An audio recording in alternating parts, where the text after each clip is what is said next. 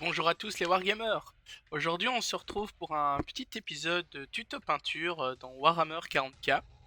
Donc aujourd'hui je vais vous présenter un schéma de couleurs que j'ai fait pour les Kroth, les carnivores Kroth de l'armée de l'Empire Tau, enfin des Tau. Donc voici la figurine, l'une des figurines déjà sous couchée en noir. Les figurines assez détaillées, elles sont assez sympas à peindre. Je vais vous montrer un petit peu ce que le résultat final donnera. Donc voici quelques figurines qui sont déjà peintes. Donc ce n'est pas le schéma de couleur réel, mais bon, ça reste du Warhammer. On fait le schéma de couleur que l'on a envie, tout simplement. Donc moi j'ai choisi un bleu assez clair comme ça qui ressortait bien parce que bon c'est des aliens, donc je me dis que au final ça rend bien. Donc voici, nous allons faire en plusieurs étapes. Tout d'abord nous allons faire la peau de la figurine ainsi que les petits morceaux d'os qui en ressortent, ainsi que la bouche. Et ensuite nous ferons dans la seconde étape les habits, l'habillement, les bracelets en cuir, etc. Donc pour commencer, bon, je vais vous donner un petit peu toutes les couleurs que nous allons utiliser. Le Skull White, le Genas Gold, la Grax Erchad, le Mood Green, le Biltan Green, le Zandri Dust,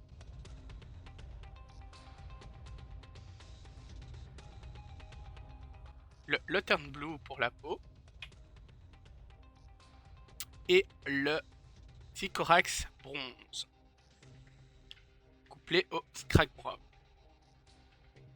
Nous utiliserons également pour les lames et les armes Lead Bleacher et l'Abaddon Black, ainsi que le Rhinox Hide, qui est la couleur brune.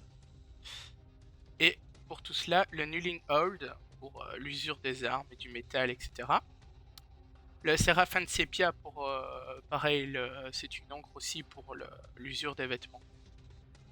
Nous utiliserons également le Administratum Grey, le Dead Claw Brown, le Bolt Gun Metal et le Warlord Bronze. Le rouge qui est donc l'Evil Sun Scarlet. Donc nous allons commencer donc pour la peau avec le Lothern Blue. Ça peut paraître beaucoup de couleurs hein, pour une figurine, mais c'est ce qu'il faut pour que ça rende un minimum en tabletop en fait. Je vais vous montrer un petit peu toute l'évolution de la figurine au fil des étapes. Donc on commence à peindre tout simplement tout ce qui est peau de la figurine.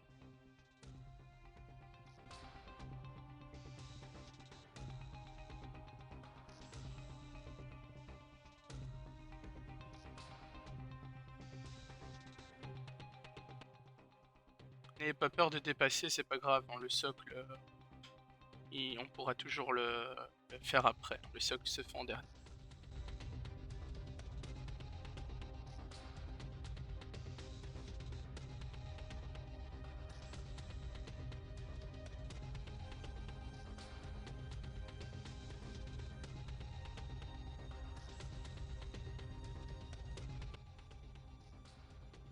Je suis désolé pour le cadrage, mais c'est pas évident tout seul.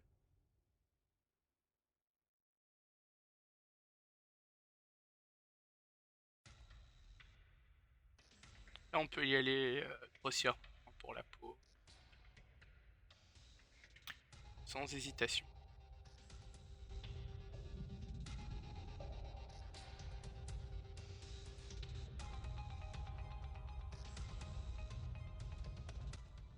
Là on peut voir ce que ça rend déjà. Bon bien sûr quand ce sera sec ça rendra beaucoup mieux.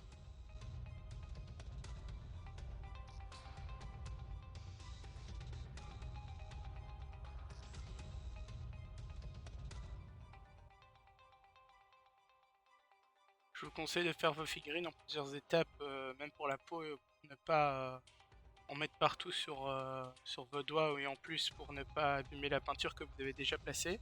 Donc par exemple ne faire que le bas de la figurine et passer à la suivante, le temps que vous repassiez à la première ce sera terminé.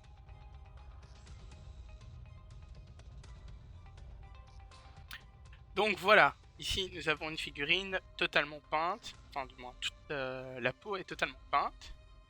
Je vais vous faire plusieurs figurines en même temps pour voir l'évolution. Elles sont plus ou moins équipées de la même manière, pratiquement toutes.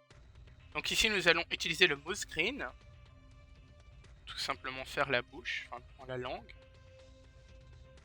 Ici, prenons du Skull White, nous y allons tout doucement pour faire les yeux. Si vous dépassez un petit peu, vous pouvez toujours reprendre pour reprendre avec la couleur de peau, hein, c'est pas un souci. Mais c'est mieux d'éviter de le faire. Ici nous repassons tous les ongles de la figurine, ainsi que les petits ossements qui sortent de sa peau. Au plus vous faites de détails, au plus jolie sera votre figurine à la fin. Voilà ce que ça donne. Voilà, donc vous pouvez voir que le Milton Green a servi à mettre dans la bouche, ce qui donne un effet de bave hein, sur la figurine en fait. Maintenant nous allons passer toute la peau de la figurine en Agrax-Nerchad, c'est donc une huile qui vieillit en fait la figurine, du moins la peau de la figurine, comme vous allez le constater.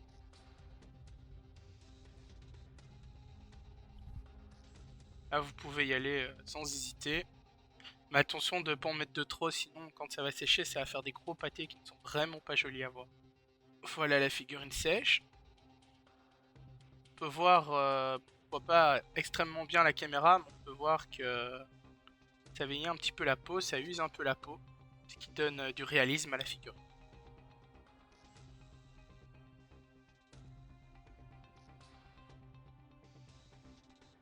Maintenant nous allons peindre l'habit en cuir de la figurine,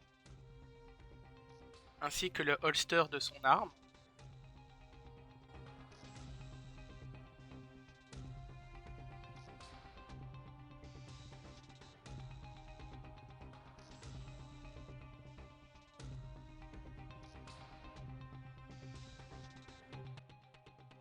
Voici donc le résultat final. Là, nous allons repasser l'arme, les armes en Warlord bronze, qui est pistolet de la figurine, ou hanche d'épée, de couteau. On va peindre les bijoux de tête avec du Sycorax Bronze. Maintenant, nous allons repasser les habits en Séraphin de Sépia. Ce qui est habit de cuir hein, de la figurine, donc, ainsi que le holster. Ce qui va donner une usure également au cuir. Et du relief.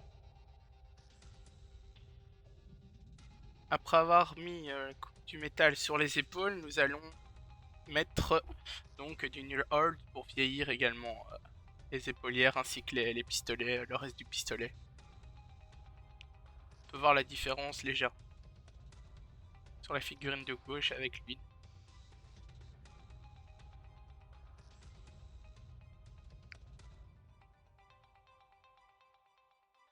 Donc là la figurine est déjà très bien avancée. Il nous reste quelques détails à affiner ainsi que les armes. Donc nous reprenons du Bolton Metal, le même utilisé pour l'épaule, pour faire les armes, les fusils.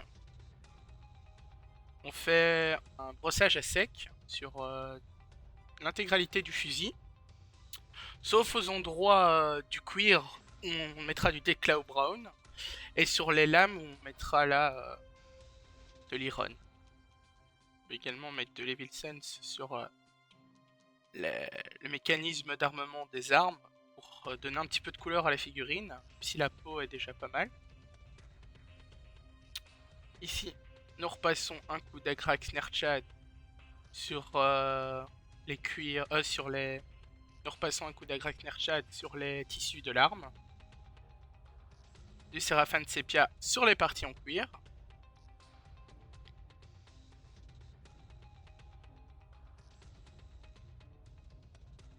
Et du Nuke Hold sur les parties métalliques de l'arme. Et voilà le résultat final. J'espère que ce petit tutoriel peinture vous aura plu. Si vous avez des conseils à me donner ou des questions, n'hésitez pas à le faire en commentaire. Et si la vidéo donc vous a plu, n'hésitez pas à mettre un petit pouce bleu. Merci beaucoup à tous. À bientôt les Wargamers pour une prochaine vidéo.